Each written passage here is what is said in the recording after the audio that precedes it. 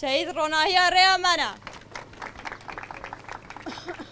جبو رای گشتی وکی کت زانین ریبرا پو پارادیگم نتا و دموکراتیک تمثیل دیکه جبر کو ریبرا پو به درکتن خواه مش آزادی و خودی درکتن دیرو کا جواک اخلاقی و پولیتیکی ایرو گهش آسا کو تمثیلیت همو گلن آزادی خواست بکه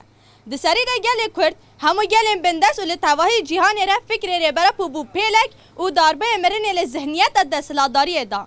به تایبت ریبرا پو آرمانجا خواه سرکه کر آزادی جنه جبر کو آزادی جنه آزادی جواکیه وکی کو ریبرا پو آنی سر زمان 100 سال و 21 100 سال جنیه لسر بی اساسی ام دبینی کو د پیشنگتی جنه رشلات ناوین ده به بیردوزی آزادی جن تکوشین آزادی جن گهشت یا لوتکه کی هری جور جبر بی که دولت آتر کا فاشیست غیر کر کو هبون خود تنبون گل کرد دبینه و د کمپله ناب دولتی ده حیا رو جمعه ایرو رولا گاردینیانتی دلیزه تجریده که گرانکل رسر ریبرا پو دمشینه بوان پولیتیکین دش مرواهی دخوازه مش آزادی به پرچقینه و فکر کو دبه الهام آزادی دگلین بندازه بجام دینه و دستلادار یا خو حکم بکن شف فاشیست آکپه مهپه جباز جزانه گر آگاهی که بچک جیش ریبرا پو وره اف یک ویش بود تواهی گلم به مورال و موتویسیونه که مزن جبو ناوی دولت یک دستار تجرید لنا و تجرید ده لسر ریبرا پو ددن مشاندن به تجرید و نامینه دمجی هر جنا کرد یا کجبو ناسنامه خود پاریزه تمثیلیت قبول نکن تکنولوژی لسر وان کسان وکت چک بکار دینه و دخوازه کلاتی کاپیتالیزم راوا بکن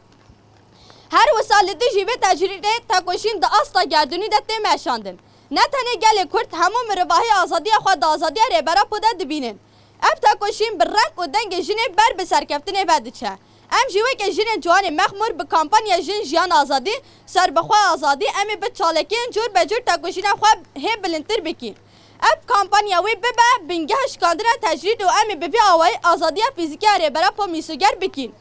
بانگوازی ما جبه همو جن جوان و به تایبت جن کرد او کو دم هلوشاندن دستلاداری ظلم سالاره پیوست ام به سلوگان جن جیان آزادی سر بخواه آزادی خواه رخستن بکن و حساب کریارن بپرسین دوی سالی ده ام تاقاز آزادی فیزیکی ریبرا پو بدست بخین حیو که ام بگی هجن آرمان جاخواه جی پیوست ام چالکی خواه داوی بدومینی بجی سرکاپو بجی تکوشینا میا 50 سالی جن جیان آزادی